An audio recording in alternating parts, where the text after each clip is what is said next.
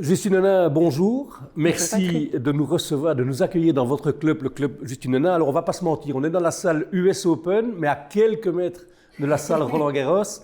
Et à côté de vous, une réplique de la Coupe Suzanne Lenglen, une des 4 répliques de Roland-Garros. Roland-Garros est vraiment le grand chelem qui vous caractérise. Si vous deviez résumer en quelques mots ce que représente Roland-Garros pour vous aujourd'hui, ce serait quoi ? En quelques mots, c'est toujours difficile, mais c'est une histoire d'amour. Je crois qu'on ne peut pas le dire autrement. C'est les premiers souvenirs avec ma maman, et qu'on le veuille ou non, le début de l'histoire, pour moi, il est là. C'est Steffi Graf à la télévision, et c'est le bruit des glissades, le son de la balle. C'est quelque chose que je ressens encore en moi aujourd'hui. Puis après, c'est le début d'une aventure extraordinaire, mais c'est l'enfance, en fait. C'est vraiment les premiers émois tennistiques et familiaux, forcément. Donc, c'est le début de l'histoire d'amour, il se situe là pour moi. Alors, pour un joueur ou une joueuse de tennis belge, qu'on soit bon, moyen, très très bon, excellent, la terre battue, c'est évidemment, vous l'avez dit, le son de la glissade. Les non-joueurs de tennis ne comprennent pas ça. Vous pouvez un peu revenir sur le son de cette glissade. On n'a pas ça ailleurs, hein. On n'a pas ça ailleurs. Alors c'est vrai qu'ici, on a la chance d'être dans un pays où il y a beaucoup de terrains en terre battue. C'est sur cette surface-là, moi, que j'ai grandi, comme beaucoup de joueurs et de joueuses en Belgique. Roland-Garros est forcément, en tant que Belge, le tournoi qu'on regarde à la télévision. Je ne regardais pas Wimbledon, et encore moins l'US Open et l'Open d'Australie. La proximité de Paris, forcément, rend Roland-Garros très très spécial à nos yeux. Et la terre battue, c'est vrai qu'en parlant d'histoire d'amour, pour moi, ça a été aussi un peu une révélation, et j'ai profité en fait aussi de ça, parce que c'est vrai que finalement j'étais sur un circuit, il y a beaucoup de joueuses qui n'avaient pas spécialement grandi sur cette surface, qui n'avaient pas très envie non plus. Alors c'est pas pour diminuer ce que j'ai fait là-bas, mais c'était la surface sur laquelle peut-être des joueuses se sentaient la moins à l'aise, et puis une période assez courte de l'année, donc j'ai tiré forcément avantage de ça. Mais pour revenir vraiment sur la terre battue et les sensations que ça procure, moi j'aime le temps, j'avais du temps aussi pour jouer sur terre battue, et j'aime aussi qu'on ait le temps de construire et d'être créatif sur un terrain de tennis. La glissade, vous pouvez être dans une situation tellement complexe, avoir une grande course et puis pouvoir ajuster vos appuis avec la glissade. Moi, j'ai toujours adoré quelque part un peu jouer avec la surface. Je trouve que c'est une surface qui permet de créer pas mal de choses et de jouer sur des appuis qui sont différents. Mais c'est vrai que c'est un son particulier. Et Roland-Garros, probablement dans la tête de beaucoup de gens d'ailleurs, résonne encore le son de cette balle, de cette ambiance et des glissades, effectivement. Alors Justine, avant d'aller plus loin, je vais vous demander de regarder la tablette qui est devant vous, d'appuyer sur Play. Ce sont un clip qui reprennent 2 séquences tournées par nos amis de TéléMB, la télévision locale de Mons-Borinage. Vous aviez 15 et 16 ans. Oui, j'allais dire que c'était pour me faire comprendre que j'avais bien 40 ans maintenant. Non, c'est pas ça que j'ai dit. 15 et 16 ans, regardez, on revient après. Il y avait une petite fête qui m'attendait dimanche soir à la maison. Et puis lundi soir, j'étais déjà de retour ici à Mons, où il fallait prendre du repos 2 jours comme je l'ai fait. J'ai essayé de me mettre à mes études, mais j'y suis pas arrivée. Il y avait encore trop de choses qui trottaient dans ma tête, donc c'était pas facile. Et puis bon, maintenant, je reprends le travail sérieusement. À 15 ans, Justine semble déjà gérer sa carrière comme une pro. Et si la pression médiatique de ces derniers jours l'a beaucoup fatiguée, elle admet que cela fait partie du boulot.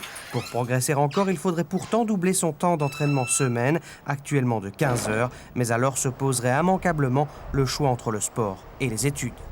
Je ne sais pas s'il faudra faire un choix total, donc dire il n'y a plus d'études ou bien alors les études sont normales.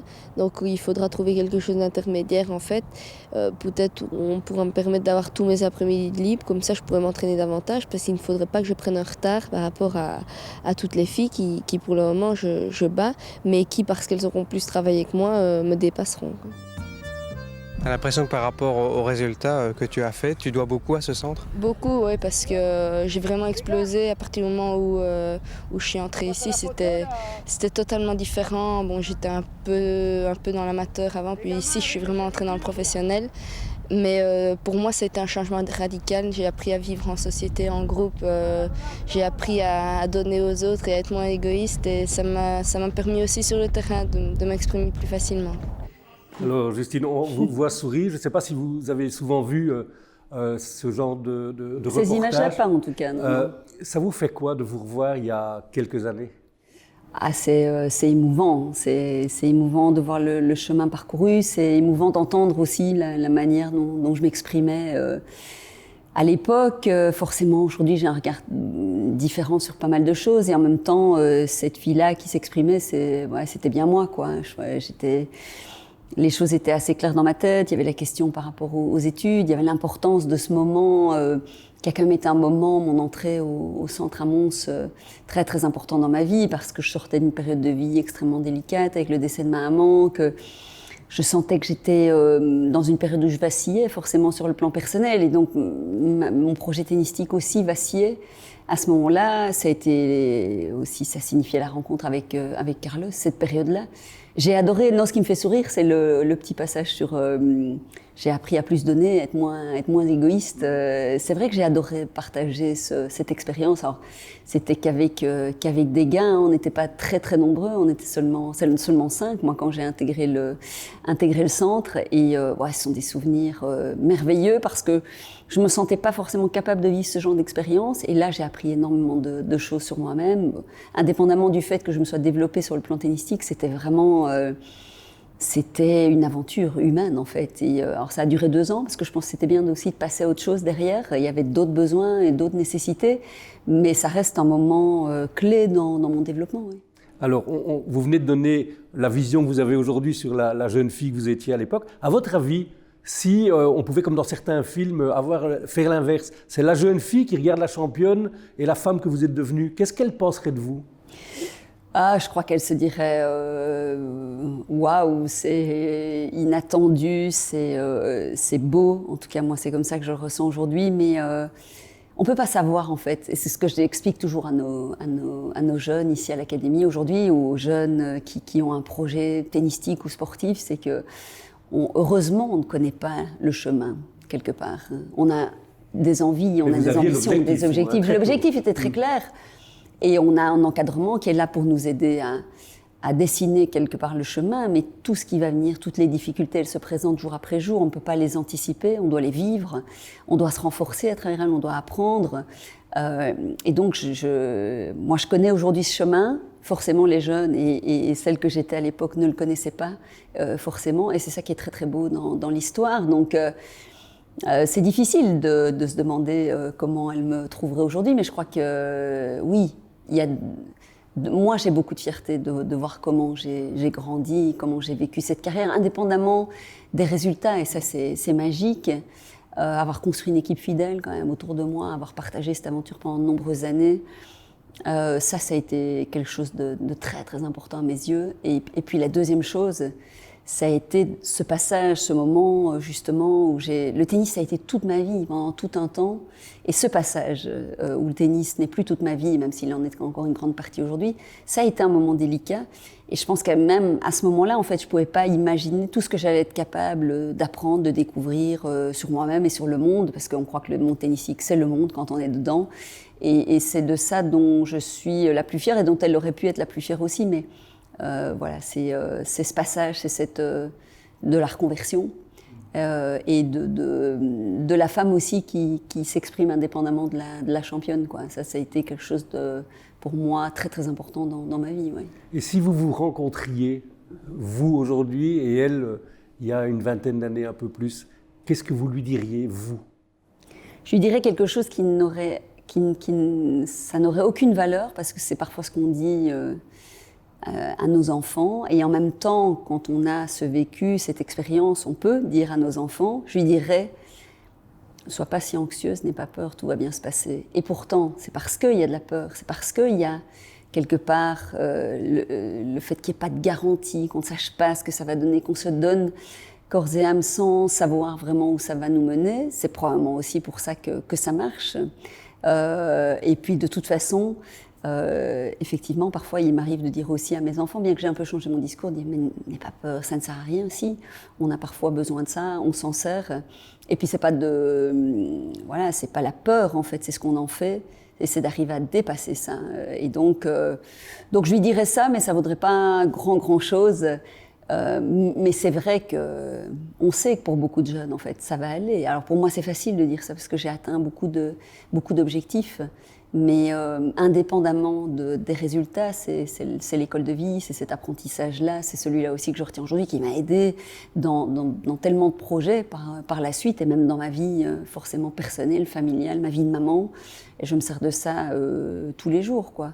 Je lui dirais aussi qu'elle a bien eu raison de ne pas céder par rapport à ses rêves, quoi, qu'elle ne doit pas céder par rapport à ses rêves, parce que je crois que c'est un risque, c'est un danger parfois. On serait tenté quand on voit des jeunes avec des idées un peu qui semblaient farfelues. Et moi, on me l'a dit aussi que c'était complètement dingue, et ça l'était. Et je comprends les gens qui m'ont dit ça.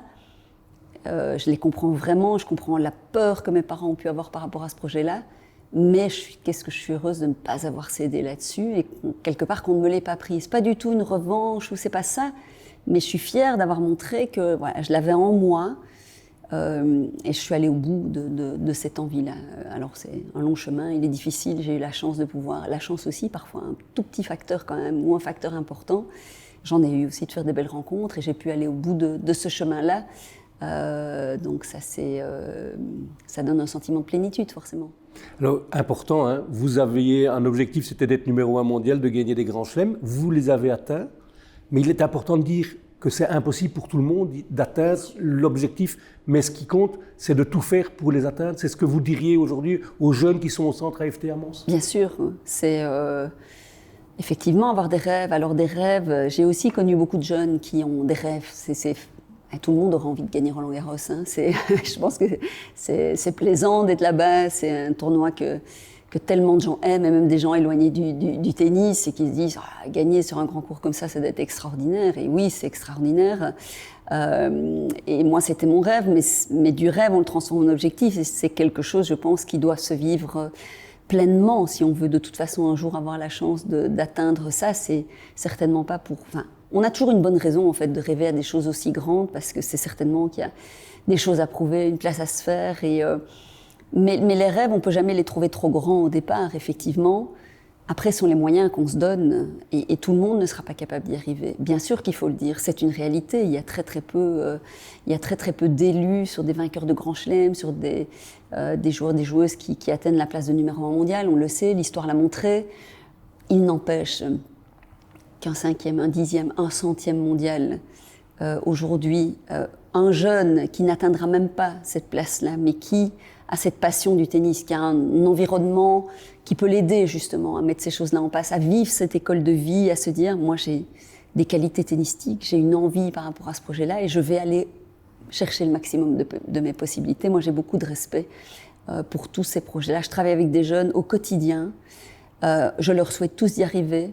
On sait qu'ils ne vont pas y arriver tous, forcément, et on espère même qu'un jour, il y en a un qui va y arriver, bien sûr, mais arriver à quoi? Ça dépend de l'objectif qu'on se fixe. On est là aussi pour accompagner les jeunes, pas leur prendre leurs rêves, pas leur prendre leurs objectifs, mais les accompagner dans cette quête aussi de pouvoir se fixer ce qu'ils veulent atteindre, et puis leur montrer les moyens, surtout à mettre en place. Et ça devient leur responsabilité, de se dire, est-ce que je me donne tous les moyens pour pouvoir y arriver, oui. Vous avez parlé de l'importance du centre de Mons. On va peut-être sortir un peu du tennis. On a rencontré quelques anciens pensionnaires, Gigounon, Goffin et d'autres dont je tairai le nom, qui ont bien voulu nous raconter quelques 400 coups qu'ils avaient fait. Il paraît que de temps en temps à Mons on s'amuse aussi. Est-ce que vous avez fait des choses que vous n'avez pas encore révélées au public et que vous voulez révéler aujourd'hui? J'ai fait des choses que je n'ai jamais voulu révéler et que je révélerai à mon avis difficilement aujourd'hui. Oui, bien sûr, et heureusement, parce que c'est un âge pour faire ces bêtises-là. Oui. On est entre nous, hein, Justine, donc vous pouvez nous le dire. Oui, on est entre nous. Vous avez fait le mur, par exemple? On a fait le mur, oui. Mais alors, la différence que j'avais quand même la grande chance, j'étais dans une période délicate de ma vie, et c'est vrai que j'ai eu la chance que mon frère puisse être... Votre frère travaillait effectivement au centre AFT, il travaillait comme éducateur, et c'est lui qui était très apprécié d'ailleurs de mes collègues au centre, où il y avait une ambiance extrêmement familiale. Et mon frère Thomas n'était pas le dernier à fermer les yeux sur nos petites bêtises. Donc oui, on a fait le mur. On a fait les 400 coups, mais rien de bien, évidemment, rien de bien méchant. Les choses les plus gentilles, c'était évidemment Carlos qui me disait « Tu vas pas jouer au foot avec ces fous furieux qui étaient assez sauvages. » et même sur d'autres jeux collectifs. Et bon, forcément, j'étais une fille parmi les garçons. J'avais besoin aussi de me faire ma place. Ça, c'est depuis toute petite. Moi, je jouais beaucoup au foot, on le sait. Et donc, évidemment que j'allais faire tout ça. Et donc, le lendemain, j'arrivais blessée. Je faisais tout pour... Carlos, je lui ai même jamais dit ça. Donc, il le découvrira peut-être aujourd'hui. Donc, j'ai parfois ravalé mes larmes en étant avec une entorse du doigt, notamment. Mais hors de question, évidemment, à ce moment-là, de reconnaître nos erreurs. Bah bon, ce sont des secrets qui sont faits pour être bien gardés, a priori, et qu'on ne peut pas regretter. Parce que c'est vrai que... C'est des années où peut-être que ça fait partie des années où je me suis sentie finalement, alors que tout se professionnalisait dans mon encadrement, où je me suis sentie finalement, pas la plus insouciante, ça après le décès de ma maman, je crois que j'ai plus jamais vraiment été totalement insouciante, mais 2 années où j'ai quand même vécu ma vie d'adolescente en même temps que... Alors, bon, en relativisant évidemment tout ça n'est pas arrivé des dizaines de fois aussi non plus, mais ouais, le fait de transgresser, s'il y a bien un moment peut-être où je l'ai fait un peu dans ma vie, c'était quand j'étais à l'internat, et heureusement d'ailleurs, je pense, oui. Alors, on va revenir aux études. On sait l'importance que les études avaient pour vous. On l'a vu dans la séquence. Vous gagnez Roland Garros en junior en 97 quand vous aviez 15 ans. Et là, vous dites il faut absolument que je continue à travailler, ou sinon d'autres qui sont peut-être moins fortes vont plus travailler que moi et vont me battre. In fine, finalement, vous avez décidé d'arrêter vos études alors que vous aviez promis à votre maman. Ça a été un moment clé dans votre carrière et aussi dans votre vie de jeune femme? En fait, ici, quand je m'écoute parler, alors je pense que tout ça était évidemment nourri par la vie de mon papa, la vie de Carlos, la vie de différentes personnes autour de moi. Mais après, j'avais quand même déjà pas mal de maturité pour me rendre compte. C'est vrai que quand j'étais au Centre Amons, on avait un statut qui nous dispensait de quelques heures. Je pense que j'étais dispensée quand même finalement du cours de gymnastique et de mes cours de néerlandais, que j'aurais ça pour le coup peut-être mieux fait de continuer. Mais donc ça laissait très peu de place. La plupart des entraînements se passaient après 16 heures quand même. Ce qui aujourd'hui, par exemple, forcément, moi j'ai une académie et puis les statuts heureusement évoluent et il y a quand même des aménagements qui ont été faits, même si je pense qu'on n'est pas suffisamment loin encore en Belgique par rapport à cette prise de conscience que le sport, à côté des études, effectivement, est une école de vie exceptionnelle qui peut amener tellement de choses pour la suite. Et pouvoir mettre des jeunes dans des conditions pour favoriser justement leur réussite, c'est quelque chose qui me paraît fondamental. Sauf qu'à ce moment-là, en fait, j'ai pas décidé d'arrêter mes études, j'ai décidé d'arrêter d'aller à l'école de manière normale. Je me suis dit que j'allais continuer par le jury central.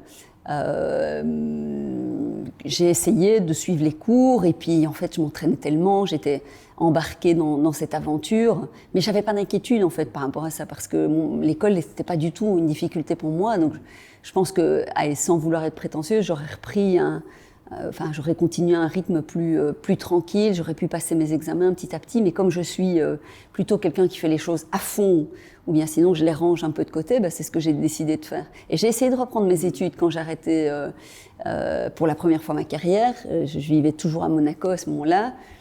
Et moi, j'avais beaucoup de temps libre. Et donc là, j'avais repris des cours de maths à 25-26 ans. Je me suis accrochée tout un temps, je renvoyais mes devoirs, et puis à un moment donné, en fait, j'ai fait la paix aussi avec tout ça. Si j'avais eu un vrai besoin de ce diplôme pour autre chose, bien sûr, je serais allée au bout. Y aller pour la promesse ou pour l'orgueil ou pour...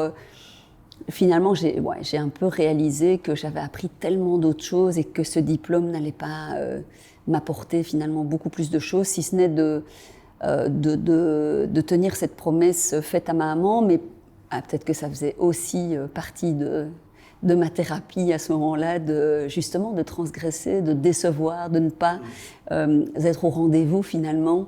Ça c'est peut-être que je vais un peu loin en disant ça, mais j'ai pas eu le courage non plus finalement d'aller au bout. Et aujourd'hui, j'ai aucun regret par rapport à ça parce que j'en ai pas eu besoin et j'ai appris beaucoup d'autres choses dans toute cette vie tennistique, quoi. Alors justement, tennis, il y a 20 ans, Roland Garros, on ne va pas faire, d'autres médias s'en chargeront, j'imagine, de faire vraiment toute votre carrière, puisqu'il y a exactement 20 ans que vous avez gagné le premier Roland. On se replonge en 2003. Quel est le souvenir de la quinzaine de Roland Garros 2003 que vous avez? C'est difficile à... C'est un souvenir quand même quand je suis arrivée à Paris pour la quinzaine. Mais ça, c'est assez récemment finalement que j'ai repensé à ça. Vous m'en donnerez 2 quand même. Mais celui-là, il s'était passé beaucoup de choses dans les semaines qui avaient précédé. Et il s'était passé quelque part, j'avais connu presque une forme de déclic. Je me suis souvent exprimée là-dessus. C'était après ma défaite contre Kim au tournoi d'Anvers, une énième défaite un peu difficile où j'avais pas pu m'exprimer, une grosse discussion dans la foulée à Dubaï avec Carlos, où là, cette discussion m'a vraiment permis de me libérer par rapport à... j'avais un manque d'audace, il y avait toujours un peu un frein qui me retenait, cet élastique qui m'empêchait dans les moments importants, en tout cas, de pouvoir aller vraiment m'exprimer sans avoir... des craintes, on en a toujours, mais en tout cas, cette audace qui allait me permettre, dans des moments importants, dans des grands moments, de lâcher les chevaux, quoi. Là, il y a eu cette discussion. Dans la foulée, j'ai très très bien joué. Dans les semaines précédentes, Roland-Garros, oui, me sentais vraiment très forte. Et là, je suis arrivée pas en me disant je suis la favorite, et d'ailleurs personne ne faisait de moi la favorite, mais on savait que j'étais sur Terre, là, une des potentielles vraiment candidates au titre, et je me suis sentie légitime aussi à cet endroit-là. Donc ça, c'est un sentiment et un souvenir que j'ai maintenant qui est très clair, c'est que je suis arrivée déterminée, et en même temps tout à fait consciente que comme pour tout le monde pendant une carrière, que chaque match est à jouer. Mais là, j'y croyais peut-être vraiment pour la première fois. Et ça, forcément, ça conditionne beaucoup de choses. Donc ça, c'est pendant Roland, et puis après, il y a la Grand Place derrière, et le retour en Belgique qui est quelque chose... Vous n'y croyez pas, hein? Quand on vous dit il y aura du monde sur la Grand Place, vous êtes persuadé qu'il y aura une dizaine, une centaine de personnes? Non, en tout cas, je peux pas. En fait, j'étais dans ma bulle. J'ai pas réalisé tout de suite ce qui était en train de se passer quand j'ai gagné. Oui, on rallume son téléphone, mais moi, mon cercle était quand même assez restreint à ce moment-là. Tout savait bien comment j'ai vécu ma carrière. C'était pas seulement une manière c'était toujours une manière de se protéger de plein de choses, mais aussi justement du poids des attentes, de l'énergie, des sollicitations. Je savais que pour moi, ça c'était très très dur à combiner. On savait que c'était très dur pour moi de combiner tous ces pans de la vie. Et donc à ce moment-là, on décide de resserrer un peu les taux. Donc je suis dans ma bulle et je réalise pas tout ça. Et donc, oui, il y a les honneurs, évidemment, la police qui vient, les motards qui ouvrent la route. Je suis très impressionnée, je suis quand même qu'une gamine de 21 ans, hein. Faut pas l'oublier non plus. Et vous pensiez aussi ne pas être populaire? Tout au long de votre carrière, on a laissé croire que vous étiez moins populaire que d'autres. Oui. Et là, vous avez 5 000 personnes, 10 000 personnes sur la Grand Place. Ça a dû quand même vous toucher. Ça, oui, mais j'ai pas eu peur. Non, ça a été vraiment la question de dire, mais un dimanche comme ça, les gens, pourquoi ils viendraient à Bruxelles pour m'accueillir? C'était pas la question vis-à-vis d'autres joueuses ou d'un éventuel manque de popularité. Je pensais pas à ça. J'avais quand même senti une ferveur. J'avais évidemment vécu cette émotion sur le court central à Roland-Garros, qui était presque belge, hein, ce jour-là aussi. Donc, je savais qu'il y avait une effervescence, mais autant de personnes pour venir juste me retrouver comme ça à Bruxelles et me fêter, c'était... Oui, donc je craignais quand même que ce soit un gros flop, et on m'a rien dit, en fait, jusqu'à ce que les portes s'ouvrent. Et là, ça a quand même été, et pour moi et pour mon entourage, un gros choc, parce que je suis pas quelqu'un de très expressif, plus aujourd'hui qu'à une époque, mais je suis pas la plus démonstrative. Et donc, sport individuel, donc moi je peux pas me cacher au sein d'une équipe à ce moment-là. Hein. Il y a mon entourage bien sûr, et c'est pas à la base, c'est pas non plus pour ça que je joue au tennis. Bien sûr qu'on on recherche toujours une forme de reconnaissance, mais je suis plutôt quand même quelqu'un de timide et de réservé à la base. Oui, vous n'auriez pas pu, comme Eden Hazard, faire le DJ sur la Grande Place?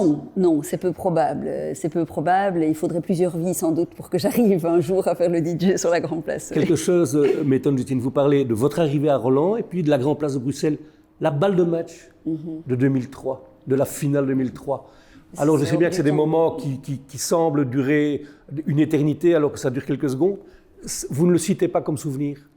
Non, parce que j'en ai déjà beaucoup parlé, d'une part, et d'autre part, parce que j'ai toujours du mal à trouver des mots, en fait, pour décrire ce moment-là. Ça vient toucher une émotion, oui, je pense vraiment indescriptible, en fait. Il y a une photo sur le mur ici qui montre l'attitude que vous aviez. Vous avez regardé le ciel, évidemment. Donc ça, c'est vraiment un moment que vous gardez pour vous? Non, c'est pas tellement que j'ai quelque chose que je veux garder pour moi, c'est pas tellement ça. Bien sûr mais c'est juste que j'ai du mal à trouver les mots, et de temps en temps c'est pas grave. On me dit toujours que je parle beaucoup et que je m'exprime énormément. Donc sur cette question-là, c'est plus difficile, mais parce que je crois que c'est un moment hors du temps. Je pense un moment de connexion quand même très forte avec ma maman, même si j'ai pas pensé à une image, j'ai pas pensé à... Voilà, j'ai pas vu spécialement son visage, c'est pas ça, c'est à un moment donné... c'est vrai que c'est un truc de fou quand même. C'est cette petite fille qui a 5 ans et qui rêve un jour de gagner Roland-Garros, qu'elle voit Steffi Graf à la télévision, et puis un jour elle va là avec sa maman, et puis elle lui dit, tu sais, un jour je serai là, je gagnerai, et puis un jour elle gagne, et cette petite fille c'est moi, quoi. Et c'est vraiment...